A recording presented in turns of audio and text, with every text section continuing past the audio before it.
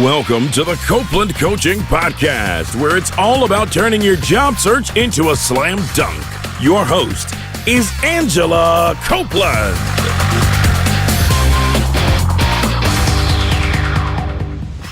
Welcome to the Copeland Coaching Podcast. I'm your host, Angela Copeland. Live on the phone with me today, I have Isaac Lake in Memphis, Tennessee. Isaac is a manager of brand performance support at Hilton. Previously, Isaac worked at the University of Memphis, where he was the manager of facilities and programs at the University Center. This is actually Isaac's second time on the Copeland Coaching Podcast. He's a client and friend, and I look forward to learning more about how the past 3.5 years have been at Hilton.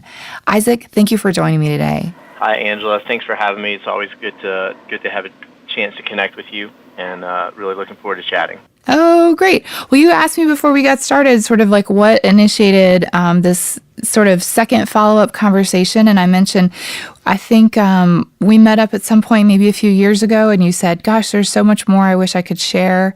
And so I really wanted to invite you back, and I'm hoping we can share those things today. And if there's anyone listening who hasn't heard the first interview with Isaac, it's actually episode number 30, and I would definitely go and check it out. Isaac talks all about his career transition. But before we get started, Isaac, can you share a little bit about your role at Hilton and kind of what you do there? Sure, that's great. And again, thanks for having me. Angela, what I do currently is I work for Hilton as sort of the face of the enterprise for our franchise hotels. If you think about Hilton historically, we were owner and manager of hotels across the world, and now we've transitioned to mainly being a branding and franchise company. And so all of the hotels that you see out in the field are managed by owners and investors. And my role is to be somewhat of a mentor or even a coach for these guys that are guys and women that own hotels, and kind of help guide them in their hotel performance, guide them towards new developments, and really just be a resource for them within Hilton for all the many departments and areas that they may need access to. Some of the common things that I get involved in are when a hotel is going through a renovation. There's quite a few steps that they have to go through to do that, or if they're going through a new build, I work very closely hand in hand with the owner of the hotel to get that new build off the ground and then started and ramping to full performance.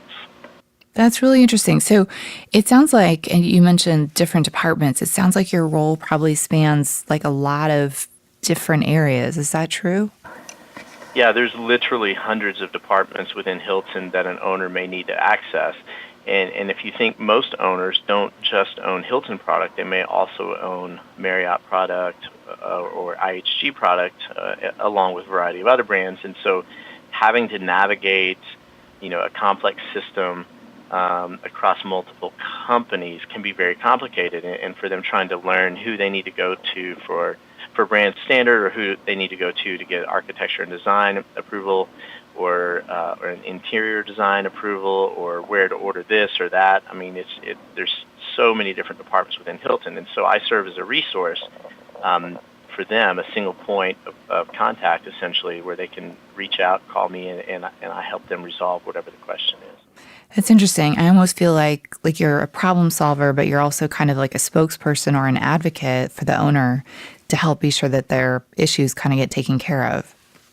That's a great way to look at it, because many times we're called upon to raise issues that are top of mind for owners to our global heads and senior leadership within Hilton, and that gives me an opportunity to in turn be a voice for the owner out in the field and make sure that we're not getting too far away from the business, that we're still connecting with the guests and making sure that their voice, the voice of the owner, the voice of the guest is heard as we're looking at things like product development and, how do we streamline our business practices going forward. Yeah, that's interesting. So this is obviously not an ad for Hilton, but I have really seen some good things about working at Hilton. I feel like I believe that Hilton shows up on the top of a list for like best franchises to own and that kind of thing. And so I've definitely been really impressed with kind of what I've seen, not only with your career, but with other people I've known who've worked at Hilton. They've seemed happy, and it just seems really like a healthy environment. So I'm really happy to hear that. Also, as I kind of mentioned in the opening, one of the things about your career change was that you went from a university to a big corporation. And so I think you'd be I'd love to hear from you. What do you think are the differences between like higher education and a big corporation? Like what stands out to you the most now that you're kind of looking back on it? That's a great question. I think the thing that comes to mind first is the speed at which things operate and happen in a corporate environment, and the almost the constant demands upon your time. I think in higher ed you're certainly busy, and there's certainly a lot going on, and it feels like there's always stuff going on, but just the biggest difference, if I were to look top line at it, is just how fast you have to operate, and how quickly you have to make decisions and make sure you're making the right decisions in everything that you do, and that's from phone calls to emails to PowerPoints to working with data. It's just all so fast, and the other big piece that I would take away is, and I worked for a very large state institution, as you know, but the resources that are available when you work for a multi-billion-dollar international company are just vastly different, and the ability to impact an organization using those resources is different too. So in my role, I've also had the opportunity to be involved in many large-scale projects that have enterprise impact, and I think initially I was very surprised at just the resources that are available, and I mean financially, but also just the equipment we work with, and and everything that goes along with that. There's just so much more at your fingertips. Yeah. How long did it take you before you sort of like realized was that like immediate? You immediately saw the difference, or did it take a while? And how long did it take you to kind of get used to it? I would say that it did not take me long to notice the difference. Now, what it did take me a while to do was to get accustomed to the speed at which things operate. And a good analogy I like to use is, you think about athletes always talk about how you go from practice speed to game speed, and I think that's a pretty good analogy for working in the public sector versus working in a large corporation. You're going from you're operating at a very high level at the practice speed, but when you go to the professional levels, you're just operating at that much higher of a level. Yeah. How did it impact you sort of personally? I mean, how you do work like day to day?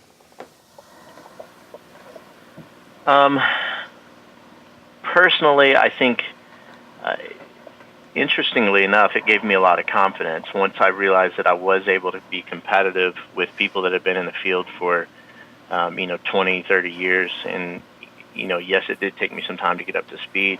But I think once I realized, hey, I do actually belong here, I think it gave me a lot of confidence, which in turn led to more success, which, just kind of led to more success, more confidence, and it just kind of built upon itself in that way.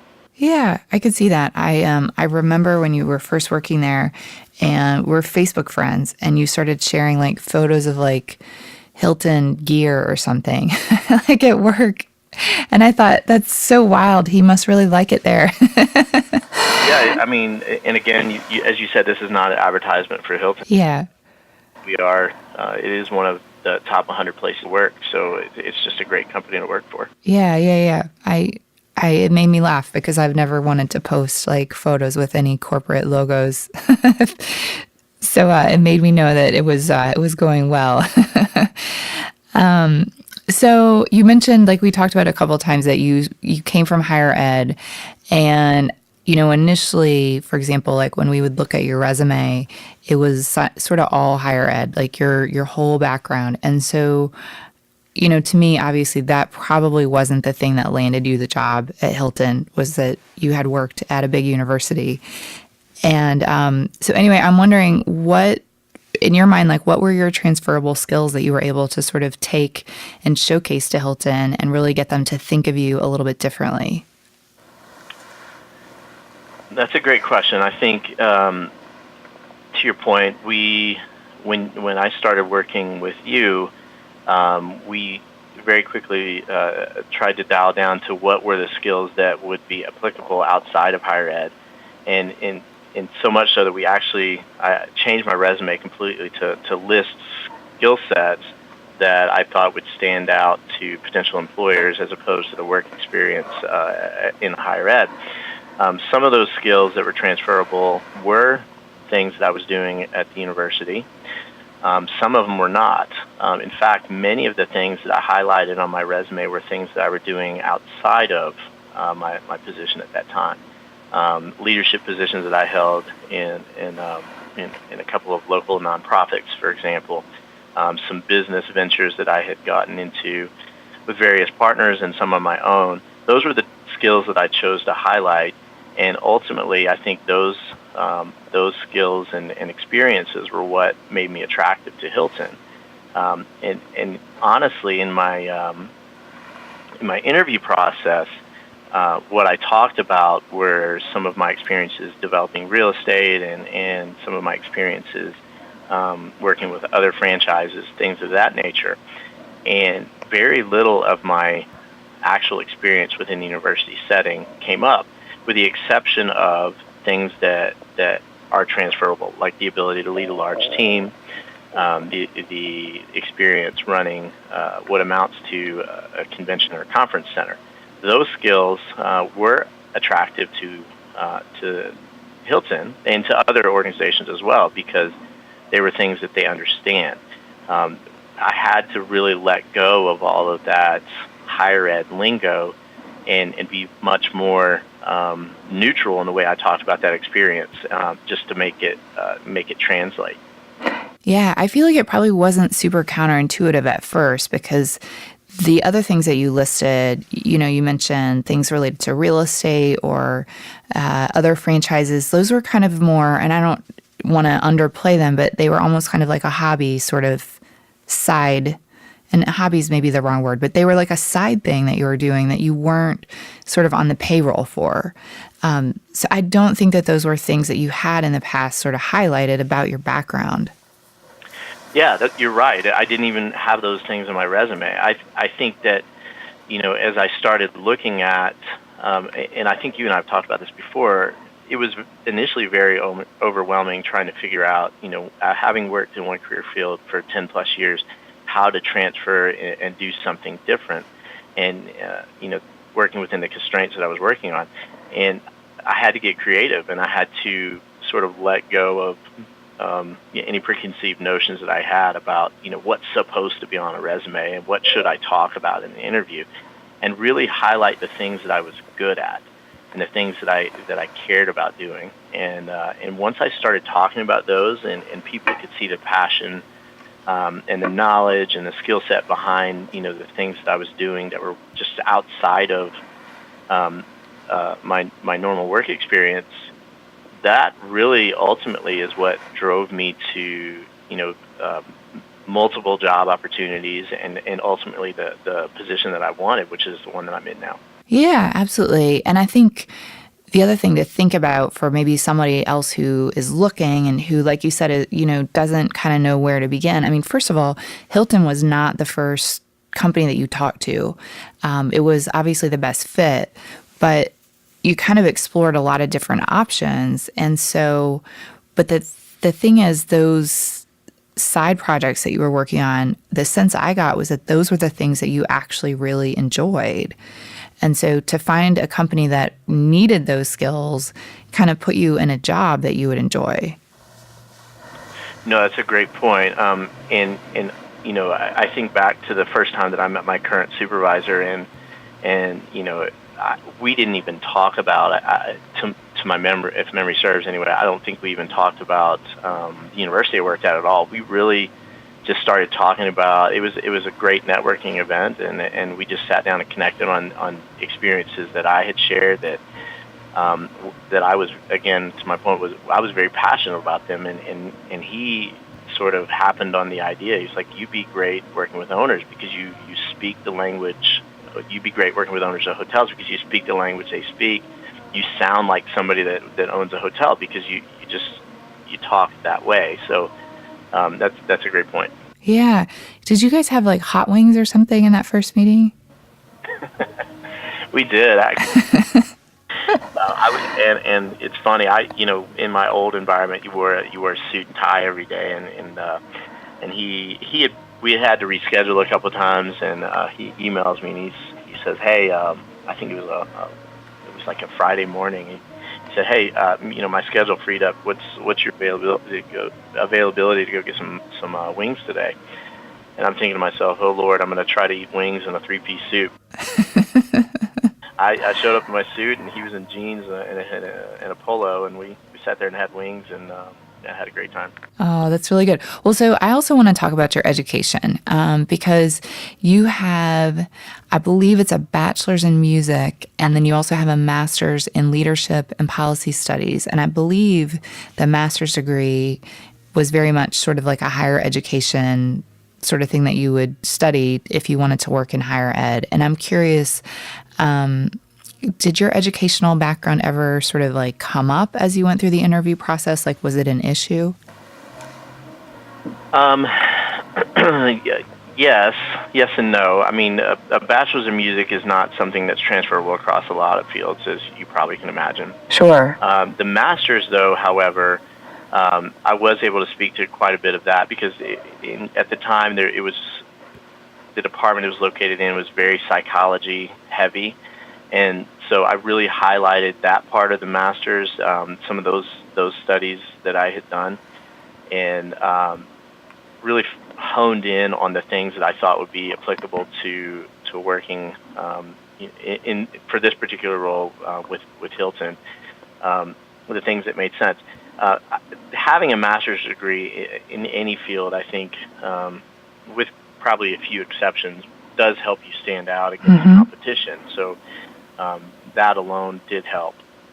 Yeah, absolutely.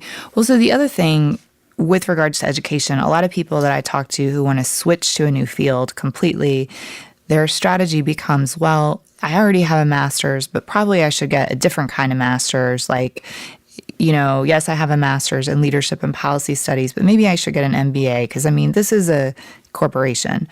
And as much as I support getting a master's degree, I'm not like the biggest fan of getting one just because you think you should for a job. And I'm curious now that you are there, like, where do you kind of sit on this issue? Like, do you think it's like really important that somebody go back eventually and get the MBA? Or do you think, what have you seen just from your observation? Well, there's quite a few people that have MBAs, across this organization. I think that getting a master's degree shows that you have the ability to critically think at a higher level than the average student. So I think that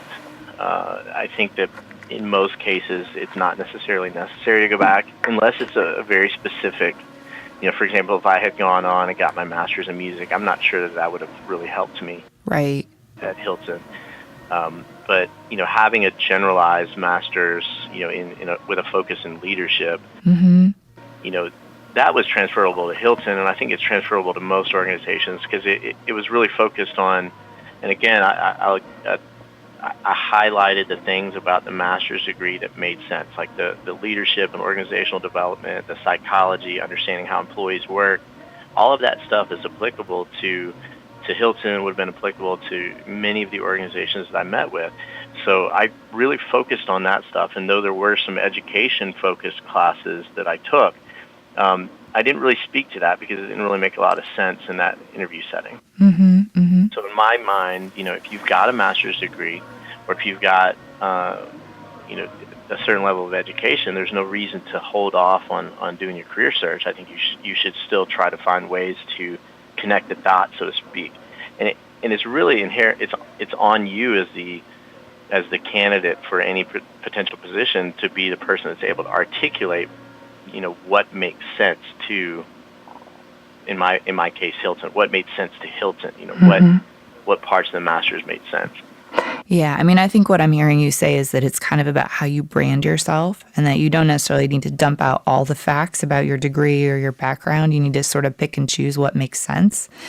And you're also kind of your own advocate and your own salesperson in a way that you have to get them to see why you would be a good fit. They may not just see it naturally. You're exactly right, and I think in most cases they don't.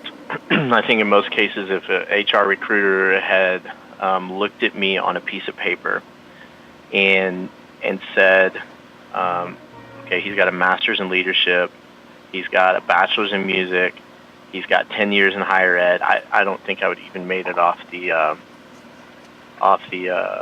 stack of resumes. It would have gone in the trash or whatever else they do, But being able to articulate, highlight, brand yourself, and show how you fit, it's on you. And you make a great point. You've just got to figure out a way to do it.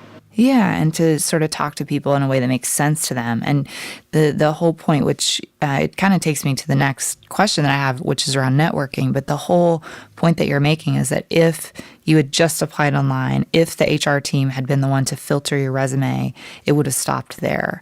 Like, the reason that this all came together and made sense was that you got in front of the right person and you spoke to them in person. I think the thing that you mentioned to me after we recorded the first episode was that you said something around, I wish we could have talked more about networking, because I didn't realize quite how important that was. I think that was what you said. I'm just going from memory. No, you're right. And looking back, I was telling my story to a colleague recently over lunch that also has an extensive higher ed background and is thinking about making a change. And I stressed to her, you have to network. You have to be willing to put yourself out there and have conversations where maybe you're not 100% comfortable. Maybe you don't really understand what the other person does. But as I think back to, 4 years ago, a little over 4 years ago when I started this process in working with you, I just sort of threw caution to the wind. I said to myself, if I'm going to do this, I'm going to 100% put myself out there. I'm going to talk to people in every industry. And I did. I talked to people in medical fields. I talked to people in like sports. I talked to people in obviously hospitality. But I went and just networked with anybody and everybody that would give me time to just sit down and talk about what they did for a job and what they loved about their job. And through that process, just made connections all over the city and people that I still connect with. And I think the other thing to stress, Angela, is that even though I have a great job and I love what I'm doing and I love my boss and all that, I still continue to network. I still continue to make connections, even outside of the hospitality field or outside of any field that I might even think I might ever want to work in, because I think building those relationships is important for the future.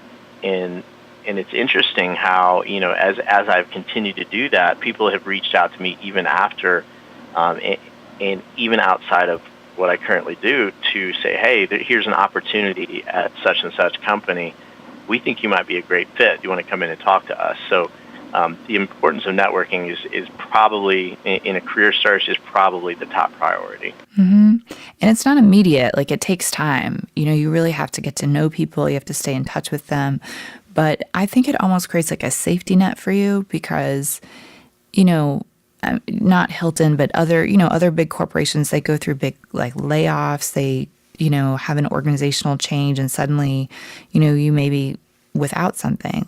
And I've seen a lot of job seekers who have been in the same job for 10 or 20 years, and they kind of stopped networking because they just were like, oh, well, I found what I'm supposed to do. This is kind of it.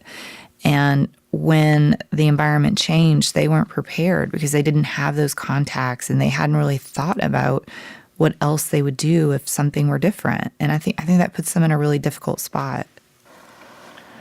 No, you're exactly right, and I could give you a couple examples, but another point that I would make about the networking piece is, as I reach out and network, I try not to make it about me. I try to make it about other people and learning about them and who they are. So trying to be very selfless about it, and so part of that has led me to have the ability to connect people outside of what I do, that have led to positions for other people. So connecting great employers to great employees that may not have otherwise had that connection, and so it's just incredibly important. Mm-hmm, mm-hmm. I think the other thing, which I feel like you hinted at, but you might not really think about, but I think about, is, to me, you mentioned putting yourself out there and how important it was to put yourself out there. When I'm working with a new client, like, I can almost tell how successful they will be in their search, not based on like how good their resume is, but on how open that they are to trying new things. And I think that was one thing that you brought to the table, was that, whether, there were all different areas where I would say, have you tried this before? Would you be willing to try this? Like, it's kind of uncomfortable, but would you be willing to do it? And you would always be like, sure, why not? And I really think that just the openness and the willingness to just talk to different people in different areas, try different things, interview in a different way than you're used to. It doesn't always work, but being open in that way is what eventually leads you down a different path, and down usually a better path. No, that's a great point. You have to be able to throw your inhibitions out, and just, I talked to some folks, with a waste treatment facility, for example. I was willing to talk to anybody. It wasn't necessarily that I saw myself ever at a waste treatment plant, for example, but I just wanted to learn about that individual and about what she did for a job and what she loved about her job, and that was the approach that I took with every single time that I met with somebody about in a networking capacity, and I still do that. I want to know genuinely what you love about your job and what makes you tick, and completely don't care what kind of field it's in. It's really just about learning and approaching every relationship and every networking event about learning about them, and then as those happen, you see how you can make connections and correlations between what they do and what you do, and build relationships that may never lead to a position or an opportunity, but will enrich your lives in other ways. It's true. And I will say this whole process took a long time. I'm trying to remember. I think it probably took you like at least 6 months, give or take, to kind of go from, being at the university, going through these networking meetings, to eventually finding the job. Do you remember the time frame? It was a little over 6 months. And I will share with you, as I have before, there were moments where during the process where I would get frustrated, and I'm like, this is not working. Nothing is happening. Nobody's calling me back. My resume is still getting buried on a desk. And then all of a sudden it just clicked. I don't know. I can't tell you exactly when it happened, but I can tell you that the day that I made the decision to take the position I have now, I had 3 other offers on the table. And, and all of that was just a result of just the constant networking. And the other piece there is, and I think you've made this point before many times, but it's almost like you're working a second full-time job. Mm-hmm. You've got your regular 40-hour-a-week, you're working, and then there's those hours in the morning before you go to work at 8. So 6 to 8. Who can you shoot off an email to and try to connect with, and then those hours after hours, that where you're still trying to attend networking events and connect with people. And then utilizing your lunch hour too, get out and meet with people outside your field. Just really, it became very time consuming, but at the end of the day, it was still worth it. Very, mm-hmm. very worth it. Yeah, it takes a ton of work, but it's totally, if you want to make a switch, like, that's what you got to do. There's not another good way to do it. Well, so I'm curious. So you're in such a different role in such a different environment. I feel like it must kind of pull from a different skill set in a way. And I was trying to think of, maybe is there one skill set that you have really learned to use more now with your new job that you've really kind of developed over time that maybe you hadn't used so much in the past? Yeah, I mean that's a great question. I think, and I'm not. Let me think of a good way to word this.